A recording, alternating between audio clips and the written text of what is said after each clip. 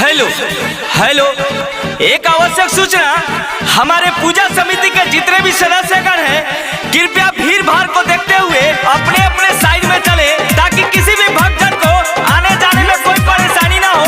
और हम सबसे कहना चाहेंगे, उठाइए दोनों हाथ और बोलिए मेरे साथ, सरस्वती माता की। चली लाठी फाटा फायर होई गोली, जे सरस्वती माई के नारा ना बोली। चली लाठी फाटा फायर होई गोली, जे सरस्वती माई के नारा ना बोली। हवे आज भाषण माथे गमछा लबान, हवे आज भाषण माथे गमछा लबान। झुम सब लोग मूर्ति घूमी भरटली। चली लाठी फाटा फायर होई गोली, जे सरस्वती माई के नारा ना बोली। हेलो हेलो, साउंड ऑपरेटर जी थोड़ा साउंड कम कीजिएगा।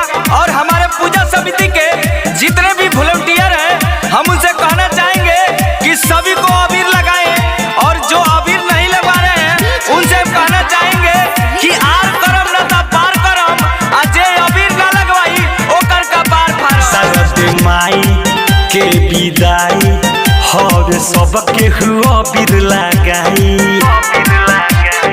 सरस्वती माई के विदाई हर सबके हुआ बीर लगाई। करे में लाइन बाजी जवन होई राज, जे देखले में तो खेलले हम खूने के होली।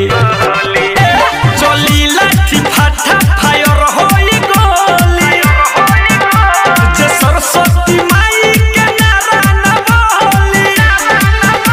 चली लाठी फाटा फायर होई गोली, जे सरस्वती माई के नारा ना बोली। हेलो हेलो, अरे साउंड ऑपरेटर साहब थोड़ा साउंड बंद कीजिएगा। हाँ, ए महावीरवा रे, ढेर रंगदारी कर दारी तका रे। अभी तोरा नहीं क्या बुझात, हमनी भक्ति में बानी त तोनी रंगदारी करता रे।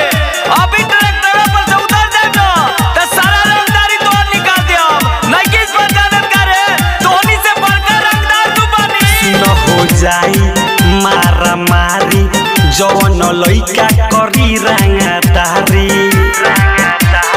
सुन हो जाई मारा मारी, जवन लइका करी रंगदारी। सुधीर विवेक विकास ई तो बात हवे खास, कहे बिकी राज के हुकी के ना ढोली।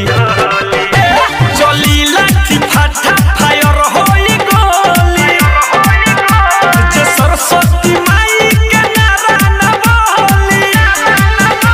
चली लाठी फाटा फायर होई गोली, जे सरस्वती माई के नारा ना बोली। ज्योति रिकॉर्डिंग स्टूडियो, घोड़ा सहन महादेवा।